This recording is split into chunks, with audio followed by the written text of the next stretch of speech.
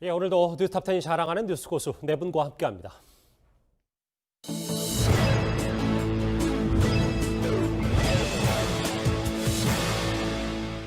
조상호 부대변인, 왜 논란이 커진 이유는 결국은 이 어떤 이 내용보다 태도 문제로 좀 변질되고 있는 부분도 있어서, 그러니까 사생활은 절대 권리 아니다. 방역 얘기를 강조했던 강 장관이 남편에게는 귀국을 글쎄요 이렇게 얘기했잖아요. 귀국하라고 말하기 어렵다. 이 부분이 좀 논란이 좀 커지는 것 같거든요. 예, 근데 사실은 보도에 의하면 여러 차례 사실 사전에 좀 만류도 했었다고 하죠. 근데 만류했겠죠. 이렇게 지금 해외에 이러한 방역 상황에서 나간다는 것 자체가 좀 논란이 됐을 겁니다. 그래서 만류를 하긴 했겠지만 지금 이 배우자분도 거의 이제 고위에 이르는 나이란 말입니다. 그러니까 본인이 스스로 모든 거를 다 결정하고 이제 더 이상 배우자라고 해서 함부로 서로 간에 어떤 의사결정에 대해서 적극적으로 관여할 수 있는 부분은 좀 아니라고 생각되거든요. 예. 그래서 좀 만류를 했지만 본인이 그렇게 결정을 하고 본인의 보면 이렇게 그 블로그에 올린 내용들을 보면 자기의 어떤 버킷리스트 같은 걸로 보여요. 그래서 그런 것들을 이렇게 자기들이 어떤 꿈을 찾아서 해간다는 거를 어떻게 적극적으로 더 이상 만류하기 힘들었다. 이 정도 표현으로 보이고요. 예. 그 이후에도 지속적으로 연락하면서 사실은 귀국을 종용하고 있다고 듣고 있습니다. 그렇지만 이제 그게 남편한테 강요할 수 있는 부분이 아니라서 현재 시점에서는 권고이지 이게 금지 조치가 내려진 게 아니거든요. 그래서 그런 부분들이 만약에 이 상황들로 확인이 된다고 하면 궁극적으로는 또 다른 어떤 더 강력한 조치가 필요한지 여부는 별도로 검토돼야 할 것 같은데, 예.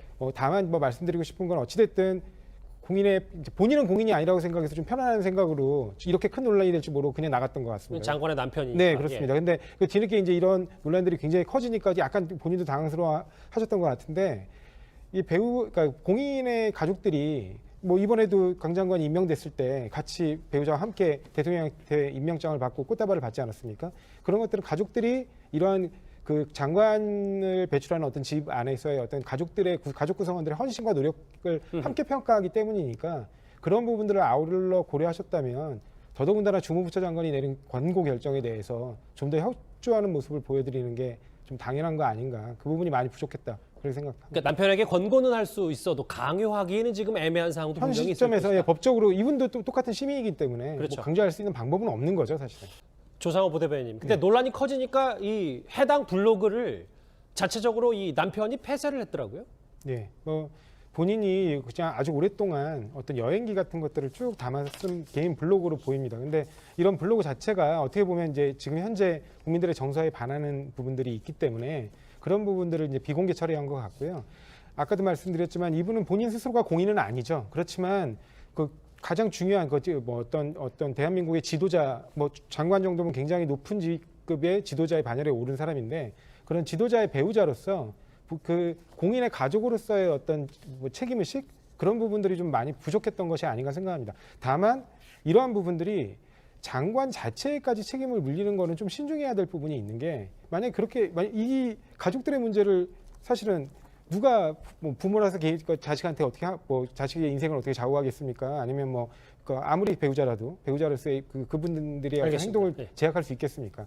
그러니까 그런 부분을 좀 따로 놓고 보되 어찌됐든 좀 국민 정서에 맞지 않는 행동을 한 부분에 대해서는 좀 그분 개인적으로는 좀 부적절한 행동이었다 이렇게 보고 싶습니다. 조상호 부대변인님. 네. 그런데 지금 논란이 되고 있는 것 중에 하나가 당시에 부정 청탁임을 알리고 이를 거절하는 의사를 명확히 표시하지 않았다. 그렇기 때문에 현역 이 장교 대위가 소속 기관장에게 신고를 안 했으니까 처벌받을 수 있다. 이런 얘기가 나오고 있거든요. 네, 지금 약간 팩트하고 추측이 약간 뒤섞여 있어가지고 정확히 좀 구분을 할 필요는 있는데요. 예.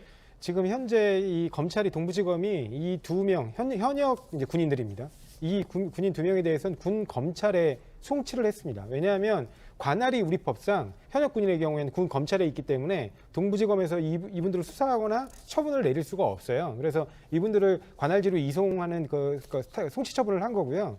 이러한 송치 처분이 마치 이분들에 대한 처벌만 이제 이루어지는 거 아니냐. 그 어떤 우려? 그런 부분을 표시하신 것 같은데 그런 부분은 전혀 아니라고 생각하고요. 왜냐하면 지금 동부지검에서 이미 부정 청탁에 해당하지 않는다라는 점을 이미 팩트로 확정을 했어요. 예. 그러니까 이게 군 검찰과 크게 판단이 다르지 않을 거기 때문에 결과적으로 부정 청탁에 해당하지 않으면 이런 부분에 대해서 신고 의무가 인정되는 게 아니거든요. 그렇다면 애초부터 우리가 흔한 말로 이제 그 이른바 김영란법이라고 하는 부정청탁 금지법 위반에 해당할 여지가 없게 됩니다. 그래서 잠시만요. 말씀 끊어 죄송한데 그러니까 조 부대변인 말씀은 A 대위가 처벌받을 가능성 없다 이렇게 보시는 거죠? 현재 동부지검의 수사 그 결과가 뒤집어지지 않는 한 예. 동부지검의 판단은 기본적으로 부정청탁에 해당하지 않는다고 봤기 때문에 부정청탁임을 전제로 신고 의무가 부과되는 부정청탁 금지법 위반을 성립할 여지가 없는 거죠.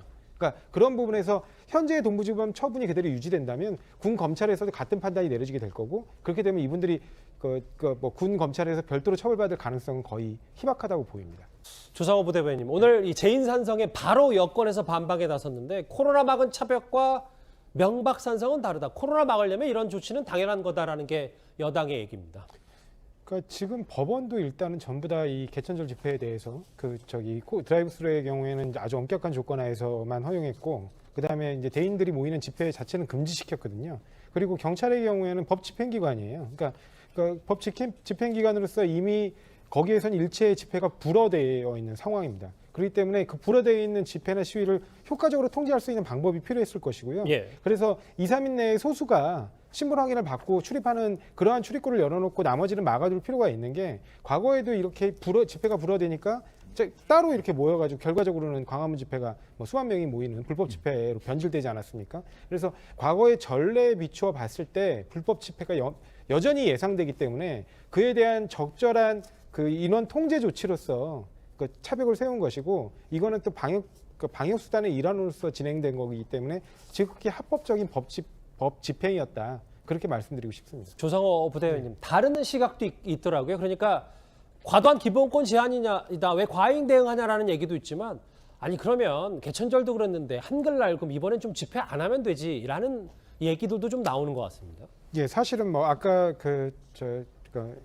장혜철 평론가님이 말씀하셨는데 이게 뭐 노무현 정부 때 처음으로 그 차벽을 세웠다. 그렇게 말씀을 하셨는데 뭐 그건 아니고요. 원래 차벽을 종종 활용해 왔습니다. 근데 오히려 그때 노무현 정부 때는 사실은 농민 사망 사건으로 당시 경찰청장이 허준영 경찰청장이 옷을 벗었거든요. 그러니까 안전하게 집회 시위가 벌어지면 경찰은 시민들의 안전을 최우선으로 확보하고 적절하게 집회 시위가 통제되도록 안전 관리를 해야 되는데 그 부분에 대한 의무를 다하지 못했다 그래서 당시 경찰 총수를 옷을 벗겼습니다. 그러니까 그런 정도로 국민의 안전을 되게 중시한 정부였고요. 지금 이번에도 마찬가지인 게 이 사실은 뭐 누누이 말씀드리지만 기본권 중에 기본권이 국민의 생명과 안전입니다. 국민의 예. 생명과 안전이 담보되지 않는 그 어떤 기본권도 존재하지 않거든요. 그렇기 때문에 우리가 사실은 전쟁 같은 위급한 상황이 벌어지게 되면 굉장히 많은 기본권 제한을 하지 않습니까? 집회 시위도 원칙적으로 금지하고요.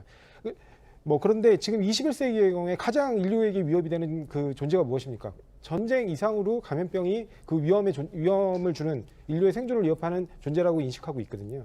그렇기 때문에 그 감염병에 적극적으로 대처하는데 그 부분에 대해서 지금 벌써 추석, 그 전에 개천절, 또 곧이어 이제 한글날로 이어지는 사람들이 집단으로 모이는 이런 휴일들이 연이어 있는 상황입니다. 그러니까 그렇기 때문에 더더욱 이런 그 연이은 휴가 상황인 경우에는 집회나 시위가 금지됨으로써 확산을 원천적으로 차단할 필요가 있다는 겁니다. 결국 좀 정치권에서는 분명히 뭐 본인들 유리하게 해석을 할 수 있겠습니다만 이런 것 같더라고요. 어떻게 국민들에게 위로를 주는 거를 정쟁으로 하냐라는 비판도 있는 것 같습니다. 아니, 좀 있는 그대로 받아들였으면 좋겠습니다. 가수 나훈아 씨가 말씀하신 것처럼 국민들을 위로하는 자리고 국민들이 스스로 이러한 지금 코로나 방역의 어떤 성공적인 모델을 끌고 왔다라는 거를 말씀하시고 싶었던 것 같아요. 그리고 거기에서 지금까지 보여준 정치인들이 전혀 그 리더십을 제대로 보여주지 못했다. 그리고 앞서서 정치인들이 스스로 국가와 국민을 위하는 모습을 제대로 보여주지 못했다라는 점을 지적한 것인데 그런 부분에서 정치권에서 뭐 여든 야든 서로가 뭐 자기를 위한 거다. 뭐 이런 식으로 얘기하는 누구하고 논의하는 것 자체가 너무 우습지 않습니까? 국민들이 지금 보고 있기 때문에 국민들을 봐서라도 그런 식으로 논쟁하기보다는 지금 뭐 그 70이 넘은 그 이제 가왕의 얘기들을 좀 뼈 아프게 듣고 이렇게 코로나19 그에 대응해서 성공적으로 방역 대책에 호응하는 국민들에게 어떻게 하면 조금이라도 도움을 줄 수 있을지 그 부분을 함께 좀 노력하는 모습을 보이는 게 바람직하다고 생각합니다. 알겠습니다. 조상호 부대변인. 네. 그러니까 유가족이 원하는 게 당시에 사건 당일 전후루에서 이 감청 녹음 파일을 좀 듣고 싶다는 건데 근데 지금 현재로서는 유가족에게도 이게 군사 그 기밀을 이유로 공개되지 않을 확률이 더 높은 거 아닙니까? 예, 뭐 지금까지 이러한 사건에서 국방부가 감청 파일 원본을 공개한 경우를 저는 본 적이 없습니다. 예. 그리고 저 부분은 분명히 비밀로 취급되는 자료들이고요. 저런 자료들에 대해서 유가족이라고 해서 그 비밀에 접근할 수 있는 게 허용되는 게 아니기 때문에 저런 부분이 그 유가족의 어떤 그러한 사정을 고려하더라도 공개될 것으로 보이지 않습니다. 아, 그러니까 뭐 유가족의 사정도 있지만 군사 기밀 이유로 불허 가능성이 왜냐하면 저런 있다. 내용들이 공개가 되면 예. 우리가 어떤 형태로 어느 정도 수준까지 감청 능력이 있는지 그리고 어떠한 형태로 감청 자료를 확보해 오는지 이런 부분들이 다 드러날 수 있거든요. 근데 그 부분도 있지만 예. 유족이 이 월북이나 혹은 왜 사살됐는지 어느 정도 납득하는 것도 그것 못지않게 중요한 건 아닐까요? 수사기관 내에서의 판단에 이제 비밀 유지가 되는 수사기관 내에서의 판단에 따라 그 부분은 조치가 돼야 될 것으로 보이고요. 예. 지금 저런 부분들이 날 것 그대로 공개되는 거는 국가안보 차원에서 절대 바람직하다고 생각하지 않습니다. 알겠습니다. 월요일 뉴스 탑10 준비한 소식은 여기까지입니다. 여러분 고맙습니다.